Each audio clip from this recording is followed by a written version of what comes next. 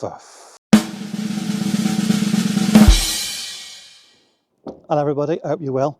It's roof time again, and a complicated one it is too. All will be explained, but first off let me tell you that at the end of this video the winner of our FlexiSpot competition will be announced, along with the grand total of how much money that video made, along with the total of where we are up to annually and where we want to get to by the end of the year. So thank you very much to everybody who's contributed to that. Secondly, fair play to you, I hold my hands up. You was right, I was wrong.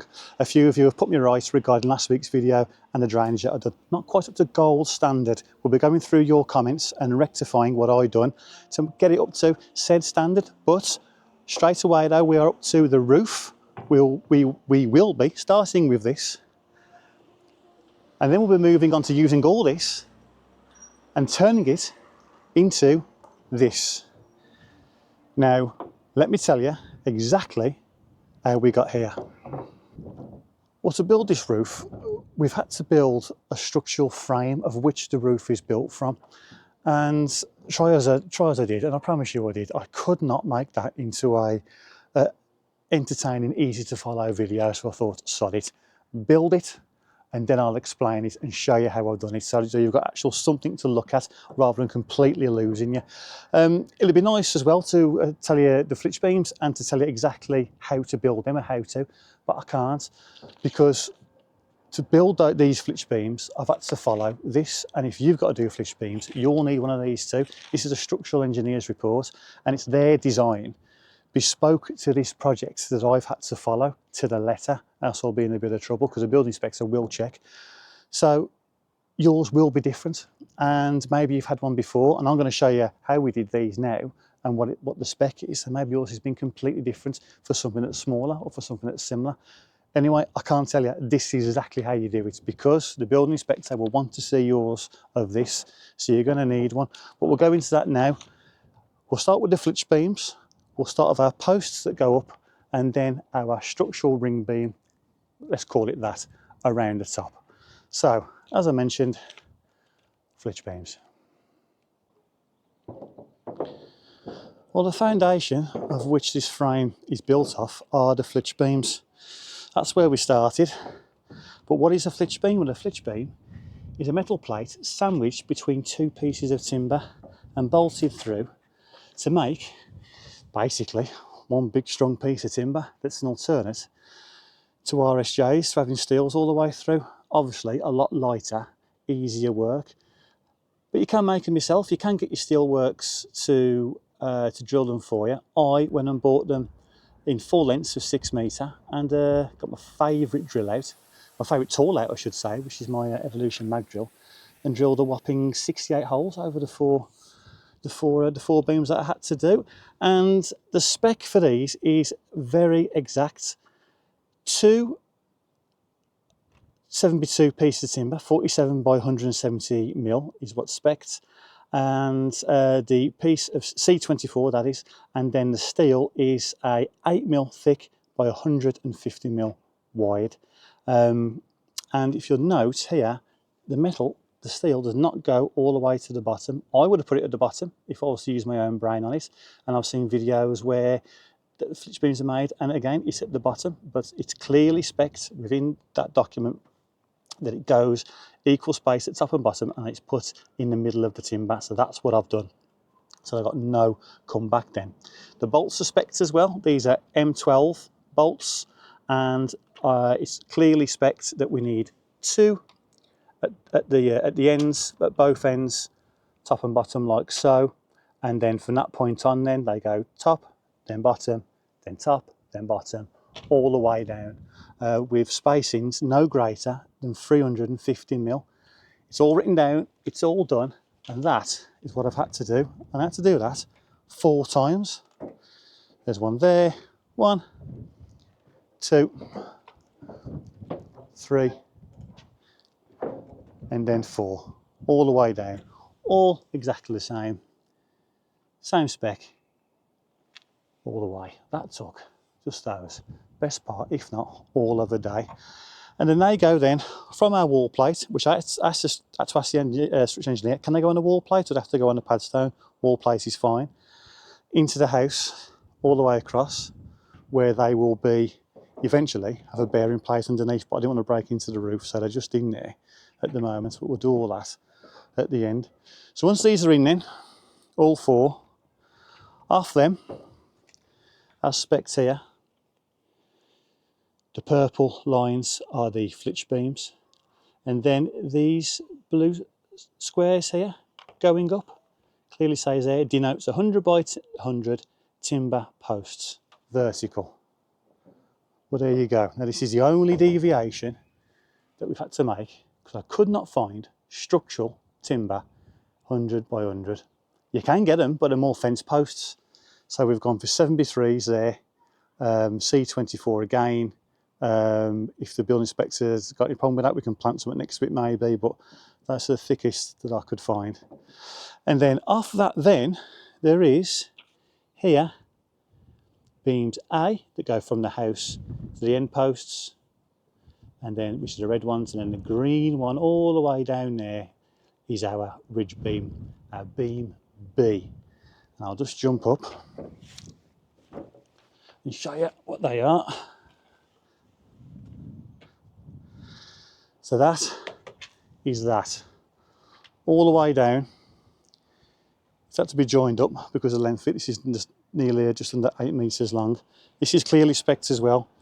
150mm thick. So what's that? 6x2, 2 6x2s, bolted together once again. M10s, these are what has been spec'd. And the no flitch beam on this, there's no steel in between, but they did want the like serrated timber joining discs. I forget what they're called now. I'll put them on screen now. Look like ninja stars. So they are in between every single bolt all the way down, and then they are tightened up as much as I possibly could do all the way down to create that. And then our beams A, which is that one, and then mirrored on the other side, are exactly the same spec as that. It's not spec to be glued, but because when you put these timbers together, those joining discs act as a bit of a spacer initially. So I thought I was going to gunk some in. So I just went with it with some PU glue that I had. And yeah, and that was it. Obviously every single timber, including the ones on the flitch beams, have all been crowned up. Whether it means anything because they're all been bolted and glued together, I don't know, but I did it anyway. So that's that. So once here, the flitch beam's in, off that is the post. That then supports our ring beam here, all the way around. And then, really, it just becomes a normal roof. A flat roof across to this, and then a pitched roof down onto our wall plate with, as you can see, the hip on the front. So that is that, really. It was all written down for us. It was all done the way it's supposed to be done. Apart from this bit at the end, the anomaly. Let's just show you that. Well, originally, this design on this end of the roof was to mirror the other side. So it would have came to around about here and then hipped down all the way down to where the steel is down there, creating a box gutter and basically a bit of an ugly kind of junction between the two roofs. I think this is much better. We came up with this as we were putting the beams in, as I was putting the structural thing in. I thought, why doesn't it just continue all the way across straight onto this here, which has already got all the structure in. It's got the steel, which was spec'd to take both roofs anyway. So just come straight off it, and I think that is going to look, but it does look much better than having a hip that side and a really ugly kind of face here that goes down into that, and you know. So yeah, I prefer this. This then can be OSB'd and then dressed with the same mineral felt as this. So all that goes down, flat roof, all into one. Lovely. I mean, there'll be no water coming over here. That will have an upstand there. So no water comes down here. All water will run down this face here. But having all that dressed, all in the same thing, all the way across, will look so much better than having a hip down that side.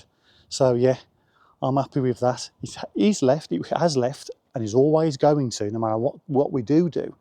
It was always going to leave a bit of an ugly bit down there. Let's go and have a quick look at that. Well, just to give you a better view of it, you can imagine the hip coming down here, down to probably the top of our steel, just there, creating this kind of face down there with a, no. That, once done, is going to look so much better. So I'm really happy the way that's come out. However, this was always going to be an anomaly, and it still is to a certain extent. I left these wall ties out because I wasn't sure about how high this was coming up at the time and all that kind of thing. However, they're redundant now. This needs covering somehow. For our roof coming down here, from that point this way, is going to be exposed. Now, I reckon a piece of timber down there, box all that out flush to our brickwork, and then again, the same mineral felt, maybe we can extend that across maybe, or have that come across here. Let the roofer sort of do something nice there, but again, this face, that mineral felt all the way down and just box in that way. Or we can lead it, or I can fiberglass it. However, that will be different from everything else, so we've got to think about the aesthetics as well. But obviously, main priority is getting it watertight, which can be done, but it will be done. Just got to look right on it. Stick with us on that one. We'll make it up, we'll do it, and then we'll see what you think. I could have got 3 40-minute videos out of that. Nah, there's no point. As I said earlier, this job is bespoke to the structural engineer's specifications to this project. Yours will be different. You can't follow this, so I can't tell you this is how you do it. So that's that really. I mean, case in point, the metal plate in the timbers, I would have put that at the bottom all day long.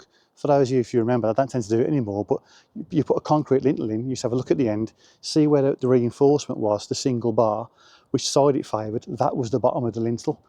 Because that's where the bearing is, that's where the load takes. I would have done exactly the same here, but no, it clearly says in the spec, don't do that. So I haven't done it, and you've got to follow yours to the letter. That's what I advise to you. But what I can tell you for definite, it's absolutely beautiful thing. And thank you to Lee and Kai, who Mick has quite creatively nicknamed Kylie. And if you should be so lucky that you want their services, their number is on screen now. And yeah, 2 days work they've done so far here. It's looking fantastic. And they're back next week to finish it all off. And then we will get it roofed, and then we'll move on from there back downstairs, because then this whole job will be opened up on the final straight to completion. So once again, thank you to Kylie. Nice going. Right then, let's have a bit of a break for the information overload. Have a quick chat about our sponsors for this week's sponsors this video, and yeah, and then we'll go downstairs and put right what I did wrong last week.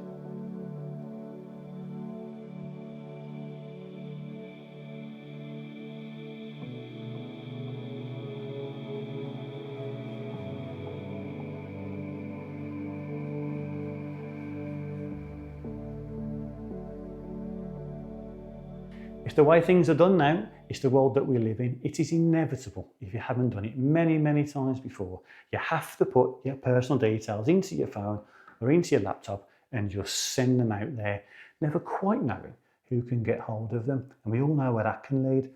Fraudulent activity, identity theft, the infamous spam emails, the nuisance phone calls, to name but a few. But help is out there in the form of this week's sponsor, a company called Incogni. You sign up with them, you follow a couple of easy steps, then on your behalf, they send out a data protection law compliant request to all these companies and insist that your details get taken off their database. And you're even kept up to date with their progress via a dashboard that is updated in real time. And to better even all that, Incogni are very kindly giving you, our viewers, a 60% discount off their annual subscription. What you got to do is follow the link that's on screen now, or the one that's in the description to this video, or even the one that is in the pinned comment to this video. Follow that link and use the promo code Mr. A Builders to get that 60% off their annual subscription. Thank you to Incogni for sponsoring this video. Now then, let's go and right that wrong. And this is said wrong. That is for the toilets, and it is a T-piece, as I call it, or a branch. It's basically a fitting that goes 90 degrees to the horizontal. You shouldn't use these on a horizontal, simply because if you look at it, there's not a lot of directional flow of that fitting to force the water and the waste downhill. Now, this will work. You can put your toilet into this, it will flush, obviously. The water will go down where it needs to go. However, because there's not a lot of directional flow on it, in theory, you flush it, some of it could splash uphill. And if that's got any waste in it, it can slow down, maybe even start backing up. You've got problems. You need to force that water in one direction and one direction only, and that's downhill. To combat that, what you should use is one of these, a Y, so called for obvious reasons. Now look at the directional flow on that. That is only going one way, isn't it? There's no way that the waste is going to be flushed down there and splash up to this end, which is uphill. So I'm going to take that out all the way down to that socket there, and then this one is going to slot straight back in with a black 45 to bring us back to vertical. Black's important because we're going to be in the room by that point, and you don't want that colour in your room, do you? Get it black, nice and neat. So yeah, I knew this and I'm annoyed with myself, but I think I got waylaid by the fact that that was on site. And look how lucky we've been. It's all here, it all fits together. Isn't it great? Maybe a bit of tunnel vision with it, but it's been pointed out by a couple of you, and I thank you for it. So I'm going to get this right, I'm going to sort this out, and then I'll show you what could be done better over there.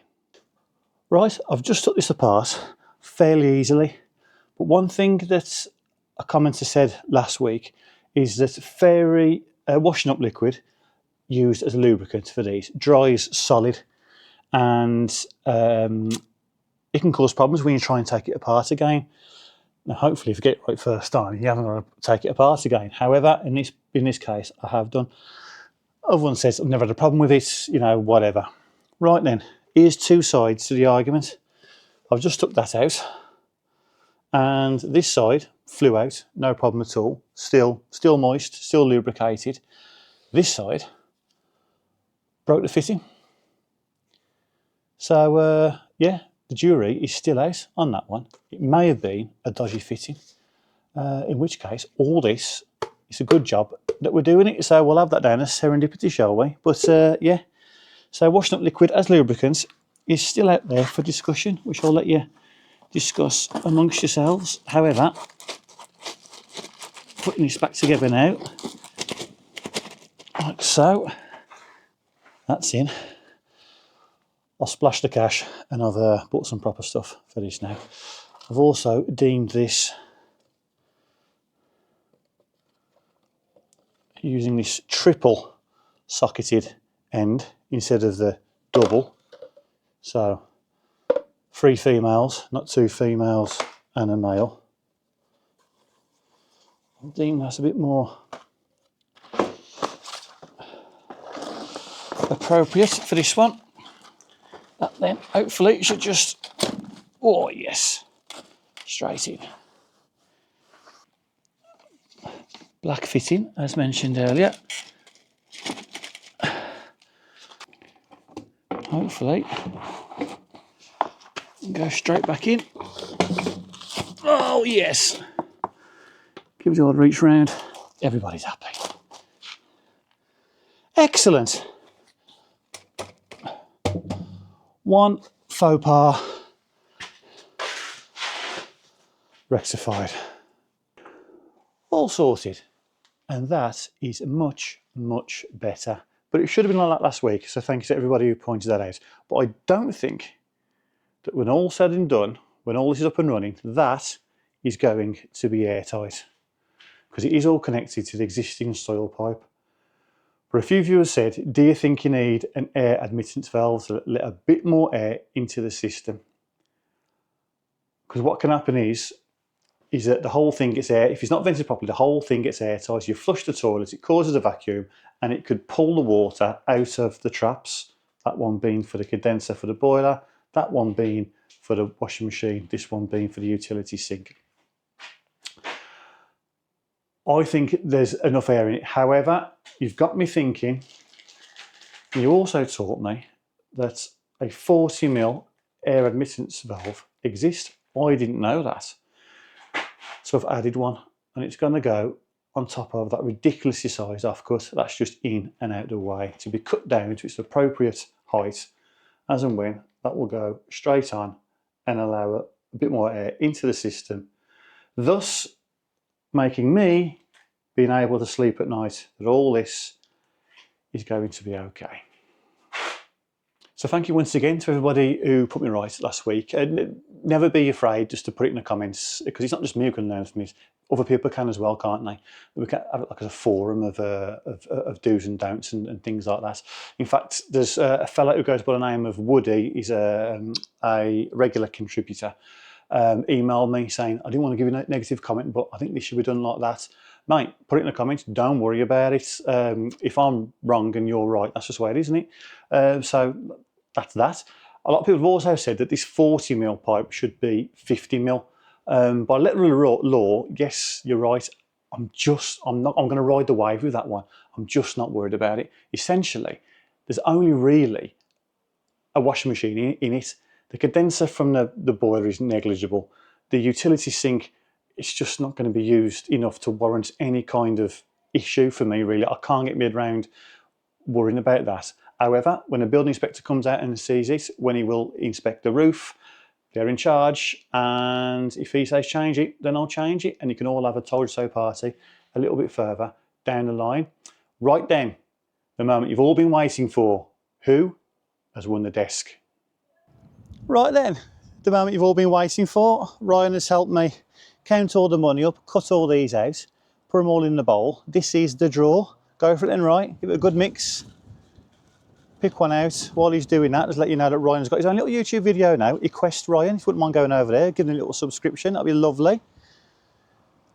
A link will be in the description. And the winner is Mr. Tony, where are you? Mr. Tony Dunlop, who donated £5, and he's put himself a FlexiSpot table. Well done, Tony. And just to prove that they're all different, go on, Ryan, pick another two out. There is only one prize. Tony's won it, but just to prove that they are different, and unlucky to Manlex, and then another one just for the hell of it, just to prove it. That is a Mr. Alan Moss. So there you go. So unlucky to those. So that's just to prove that they are all different. And well done to a Mr. Tony Dunlop. Hopefully is that focused? I don't know. I'll be in contact soon, mate. I'll drop you a comment and get in contact with me via our email that's in our bio. Nice one. Well done, Tony. And to everybody who took part, I'll let you know now how much you raised. Well done, Mr. Dunlop. I don't think I'll ever tire from saying that. Right, the total then of that video that brought in was 200, I think I can remember it, 200, here we go, £269, which is just fantastic off that one video, which brings the annual total to date to 470. That rest is made up from people giving super thanks on any other video, not just the competition ones, but I will have the rule of you have to give it in the video of the competition to be in that competition, but you can give super thanks to any video and it'll all go into the same pot, every single penny, and I'll make up the difference of what YouTube take as well. Now last year we made 2,600 quid, £1,000 for that was from our local hero Elvin, who donated the grand upfront. Boom, thank you very much, mate. I always say thank you and I always will. And the rest was just through your fantastic generosity. But the presents came to about 950 quid, and that's the goal. So if we can get to £1,000, I'm very confident that the priority will be met and then we'll have enough money to get the kids the presents. The rest, if there is any if there are any more than that, will just be a fantastic bonus.